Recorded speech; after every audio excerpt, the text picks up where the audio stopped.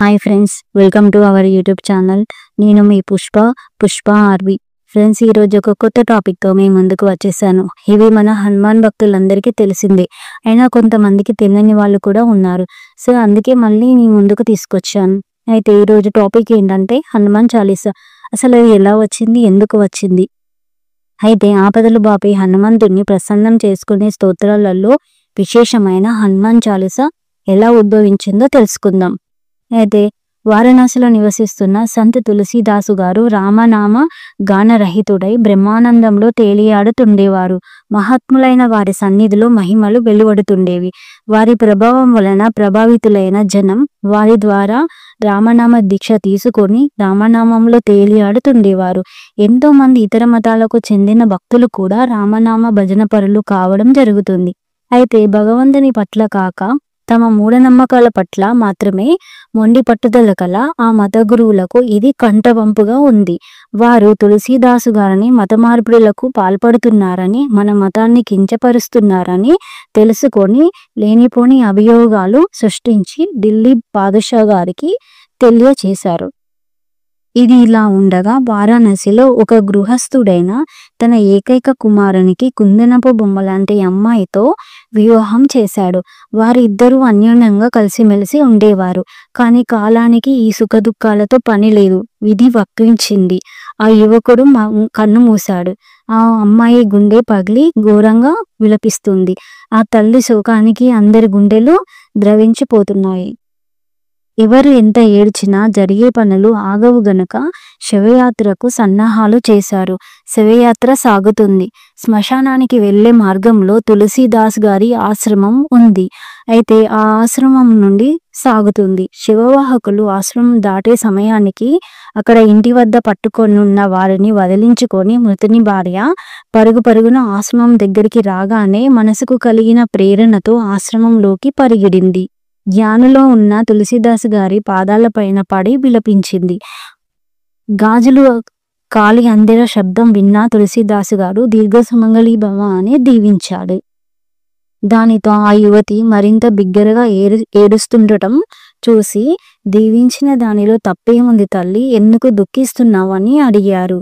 అప్పుడు ఆమె, తండ్రి, నాలాంటి దరిద్రురాలని దీవించి తమలాంటి మహాత్ములకు వాక్కు కూడా వ్యర్థమైపోతుందని బాధపడుతున్నాను అని దుఃఖిస్తూ పలికింది. అమ్మా, ఆ రాముడు నా నోట అసత్యం పలికించాడు. అసలు ఏమైందమ్మా అని అడిగాడు. తండ్రి, ఇంకెక్కడి సౌభాగ్యం, అదిగో నా తలరాత, నా పసుపు కుంకుమలు మంటలో కలిపేందుకు వెళ్తున్నారు అని విలపించింది. తట్టుకోలేని ఆయన లేచి వెళ్ళి శవవాహకులతో ఆ శవాన్ని ఆపించాడు. అయ్యా, కొద్దిగా ఆపండి అని చెప్పి ఆ శవం కట్లు విప్పి రామనామాన్ని జపించి తన కమండల జలాన్ని చల్లాడు. దానితో శవంలో చైతన్యం వచ్చింది, ప్రాణం పోసుకుంది. అది చూసిన జనులు జేజేలు పలుకుతూ భక్తిపూర్వకంగా నమస్కరించి దీనితో ఆయన గురించి మరింత ప్రాచుర్యం జరిగింది. తండోపతండాలుగా జనాలు వారిని దర్శించారు. రామనామాన్ని స్వీకరించి జపించడం ఎక్కువైంది. అదే అదురుగా భావించిన ఇతర మత గురువులు ఢిల్లీ పాదుషా గారికి స్వయంగా వెళ్ళి తులసీదాస్ రామ నామము గొప్పదని చెబుతూ మన మతస్థులను, అమాయకులను మోసం చేస్తున్నారని ఫిర్యాదులు చేశారు. దానితో ఢిల్లీ పాదుషా విచారణ కోసం తులసీదాసు గారిని ఢిల్లీ దర్బారుకు పిలిపించారు. తులసీదాసు గారు, వీరు నామనామము అన్నిటికన్నా గొప్పదని ప్రచారము చేస్తున్నారంట, నిజమేనా అని పాదుషా గారు అడిగారు. అవును ప్రభు, సృష్టిలో సకల కాలానికి ఆధారమైన రామనామము మహిమను వర్ణించగలను. అయితే అలాగా రామనామతో మరణాన్ని సహితం జయించగలడని చెప్పారట. అవును ప్రభువా, రామనామమునికి అరుగైనది. అవును ప్రభు, సృష్టిలో సకల కాలానికి ఆధారమైన రామనామం మహిమను వర్ణించగలను. అలాగా రామనామముతో మరణాన్ని సహితం జయించగలడని చెప్పారట. అవును ప్రభువా, రామనామానికి తిరిగేమున్నది. అవునా, అయితే మేము ఇప్పుడు ఒక శవాన్ని తెప్పిస్తాము. దానిని మీ రామనామము ద్వారా బ్రతికించండి, అప్పుడు నమ్ముతాను. క్షమించాలి ప్రభు, జనన మరణాలు ప్రభువుకు ఇష్టపూర్వకంగా జరుగుతాయి, మన కోరికలతో కాదు. తులసిదాస్ మీరు మీ మాటను నిలుపుకోలేక, మీరు చెప్పే అబద్ధాలను నిలుపుకోలేక ఇలా మాట్లాడుతున్నారు. అయితే మీ రామనామము అబద్ధం అని చెప్పండి, వదిలేస్తాను అని పాదుషా ఆగ్రహించాడు. రామనామము సత్యమని పలికిన తులసిదాస్ మోసగాడు అని భావించి, నీకు చివరి అవకాశం ఇస్తున్నాను. రామనామము అబద్ధం అని నీ ప్రాణాలు బ్రతికించుకో, లేదా ఆ శవాన్ని బ్రతికించు అని మొండిగా ఆజ్ఞాపించాడు. అప్పుడు తులసిదాస్ ఈ విపత్కర పరిస్థితిని కల్పించింది నువ్వే అని ఆ రాముణ్ణి తలుచుకుని జ్ఞానమగ్నుడయ్యాడు. అది తనను ధిక్కరించటమని భావించిన పాదుషా తులసిదాస్ను బంధించమని ఆజ్ఞాపించాడు.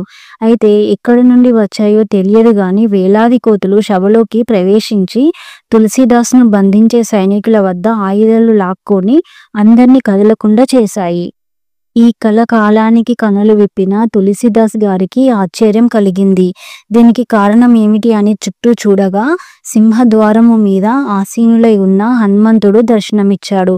తులసిదాస్ గారు జయహో జయహో జయ హనుమాన జ్ఞానగుణ సాగర అంటూ 40 సార్లు దోహాలతో అశ్రువుగా వర్ణించాడు. దానితో ప్రసన్నుడైన పవనపుత్రుడు తులసిదాస్ను నీ స్తోత్రములతో మాకు ఆనందమైనది, నీకేం కావాలో కోరుకో అని అడిగాడు. అయితే మహాత్ములు ఎప్పుడు వారి కోసం ఏది కోరుకోరు కాబట్టి తండ్రి ఈ స్తోత్రంతో నిన్ను స్తుతించిన వారికి తమరు అభయం ఇవ్వాలని విన్నవించుకున్నాడు.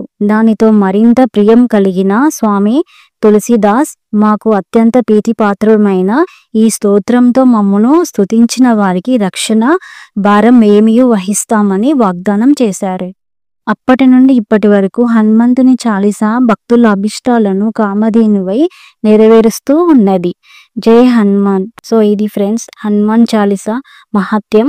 నచ్చితే ఒక లైక్ చేయండి, వీలైతే సబ్స్క్రైబ్ చేసుకోండి. Thank you to everyone.